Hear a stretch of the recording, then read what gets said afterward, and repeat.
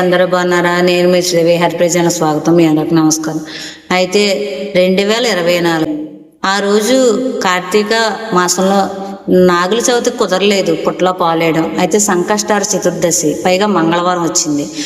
తెల్లవారుజామున 2 గంటలకు లేసాను, ఇల్లంతా ఊడ్చాను, గుమ్మాలు తుడిచాను, చక్కగా కళ్ళాపి చల్లాను, ముగ్గులు పెట్టాను, అన్నీ శుభ్రం చేసుకుని ఇంటికాడ కార్తీక దీపాలు వదిలేను, ఇంట్లో పూజ చేశాను, ఇంటి బయట పూజ చేశాను, అన్నీ చేశాను. మా వారు, మా పిల్లలు, నేను చక్కగా నాగారాధనకు ఏమేం కావాలో అవన్నీ పట్టుకుని వెళ్ళి పుట్టలో పాలు పోసి వచ్చాము.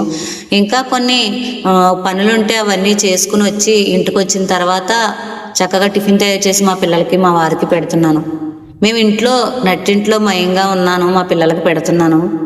మాకు తెలియదు మరి చుట్టుపక్కల వారు చూసారో లేదో, వాళ్ళకే తెలియాలి, ఈశ్వరుడికి తెలియాలి. మేము నట్టింట్లో ఉండగా ఇల్లంతా కాలిపోయింది. నాకు పైనుండి ఏదో టుప్ టుప్ టుప్ అని శబ్దం వినపడింది. ఇలా చూసేటప్పటికి ఏంటో ఎలుగుల కింద కనపడుతుందని బయటకు వచ్చి చూసేటప్పటికి ఇల్లంతా కాలి బూడిదైపోతుంది.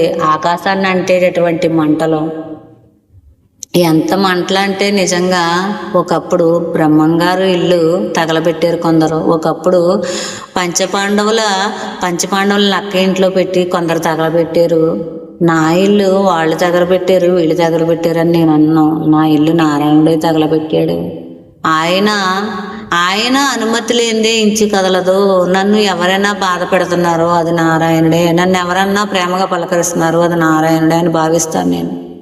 అలాగా ఇల్లు కాల్చి బూడిద చేసాడు. ఒంటి మీద ఉన్న ఒక్క వస్త్రమే తప్ప మా ఇంట్లో ఇంకేమీ మిగలలేదు.